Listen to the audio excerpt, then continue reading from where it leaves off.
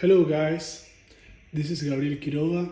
I'm going to teach you how to play Sygil, the Mirror Reality, my card game based on the Doombiker RPG Hell Knight. I will be using a prototype of this game. I need your help to finance it, to make it a reality. So hopefully, if you like it, you will follow our Kickstarter and help it fund it. I'm going to pretend I will be playing against an opponent. Each player begins with 21 life and 7 cards.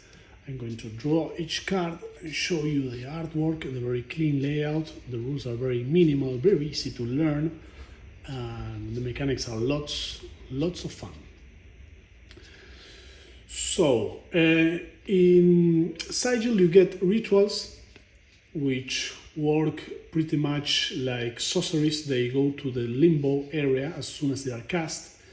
The casting cost in every card is to the left corner of the card. Very simple and intuitive. The limbo area is shared among all players. Let's say to the right of the grimoire. The grimoire is also shared, so all the players draw from the same grimoire and all the players can use the same limbo area. We also have entities that work pretty much like your creatures, and they have a power. The power relates to the amount of damage they can cause and the amount of damage they can receive. Very easy, very straightforward. And we also have relics that are objects, artifacts that stay in game. Besides the casting cost, each card has a psycho pump that is an instruction for the player to realize in order to cast the spells. This is a very important and very interesting part of this game, one of its key points. For example, it's always below the title of the card. Crystal ball says something about the future. Latex suit, do something sexy. Hold your head and scream for the mind proof. Sacrifice, lose something you own. Reaper, describe your last scene, very appropriate for the Reaper class. It's the Reaper duty class in Hell Knight.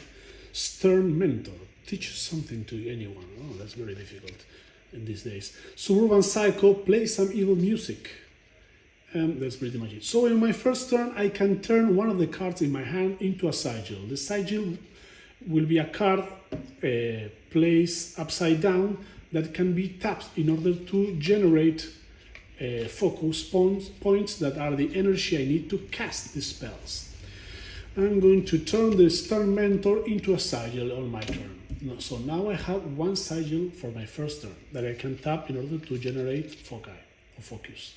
I'm going to tap it. I'm going to cast the crystal ball. I need to say something about the future. Okay, for the future, Sygil will be printed and is going to be enjoyed by many people.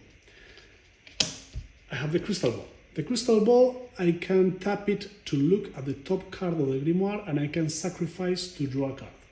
That's great. I'm going to tap it. I'm going to look at the top of my grimoire. Temple of Abaddon. It's a very expensive relic, cost 5. Whenever one of my entities dies, I can return them to my hand. That's very useful for the late game, but not very useful here, so I'm going to place it there and let my opponent draw it. It's my opponent's turn. He will get to draw that card that I happen to see. Then it's going to be my turn. I get to untap my cards. I get to draw Nightshades. Very cool card. Cost 3, a relic. You may draw from limbo instead of the grimoire. That can turn useful also for the late game. Okay, this is my card. I can now turn another card into a Sygil. I'm going to turn the latex suit. All damage done to you is reduced by 1. That's useful, but not right now. So I have 2 Sygils. I can generate 2 foci points. I'm going to turn pay 2, and I'm going to cast a Suburban Psycho. Place an evil music with a Psycho Pump.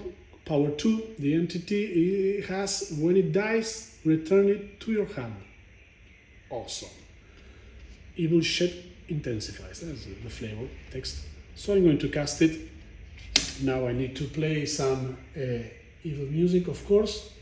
as part of my Psychopomp. I think there is a great appeal, the Psychopomps, because they start to cause real-time effects on the game. And that's very interesting because some of them are really, they demand some sacrifice, or they demand something that's maybe actually difficult to do. It's part of the most interesting part of the game. So it's going to be my opponent's turn. Before he draws, I would like to use my crystal ball just to check what he's going to draw. Oh, the trash metal idol. And then they cost 3. I can tap it to generate 1 focus. If this entity is destroyed, draw a card and gain 3 life. Oh, it's a pretty cool card, so I think I'm going to sacrifice my crystal ball, put it in the shared limbo space, and draw, so my opponent does not get to draw the trash metal idol. It's mine now. It's my opponent's turn. He gets to draw his card, create a sigil, cast his spells. It's going to be my turn now. I get to untap my sigils, I get to draw a card, I get the Passage of Knives, a relic. That entities that attack you receive 1 damage. That's cool to cause some damage to low power entities. So I can generate, I can create 1 sigil right now. I'm going to turn the Passage of Knives, because I don't think I will be using it now, into a sigil. I have 3 sigils right now. And I think I'm going to attack my opponent with my Suburban Cycle, cost 2 damage to him, get him down to 19 life, from 21 to 19. I'm going to pay 2 to sacrifice the bastard. It's a ritual that costs 2. I get to destroy an entity I own and gain 7 life. This is the cost of victory. Okay, but the Psychopomp is lose something I own.